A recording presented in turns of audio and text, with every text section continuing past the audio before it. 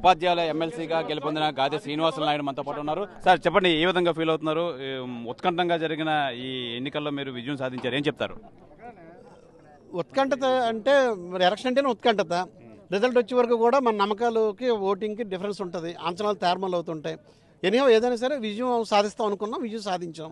దీనికి కారణం నా ఉపాధ్యాయ మిత్ర సంఘాలు, నా ఉపాధ్యాయ కుటుంబాలు, నా మిత్రులు అందరూ, శ్రేయాభిలాషులు అందరూ కూడా నా కోసం కష్టించి పనిచేశారు.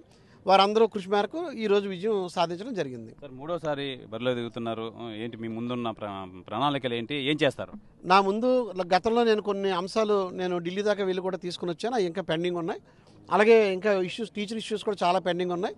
అవన్నీ కూడా మా ఉపాధ్యాయ మిత్ర సంఘాలు కూడా అందరం కలిసి కూర్చొని ఒక కూటమిగా మేము దాన్ని ముందుకు తీసుకుని వెళ్ళి సాధించుకుంటాం. వెనకబడి ఉన్న ఉత్తరాంధ్ర ఏం చేయబోతున్నారు టీచర్స్ తరఫున మీరు?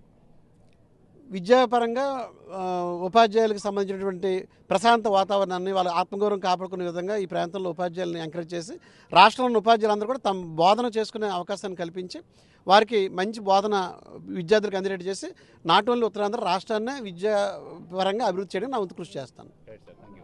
ఇది ప్రధానంగా చూసుకోవచ్చు, ఉత్తరాంధ్ర ఎమ్మెల్సీ నుంచి బరిలోంచి దిగి విజయం సాధించిన నాయుడు గారు అయితే మటుకు కంపల్సరీగా నా వంతు చేసే కృషి అంతా మొత్తం చేస్తాను, ఏదేమైనా నా సాయశక్తిలో ప్రయత్నిస్తాను, నన్ను గెలిపించిన వాళ్ళందరికీ కృతజ్ఞతలు అని చెప్పి తెలియజేస్తున్నారు. కెమెరామెన్ రమణ కుమార్తో శివరామకృష్ణ, RTV, విశాఖపట్నం నుంచి.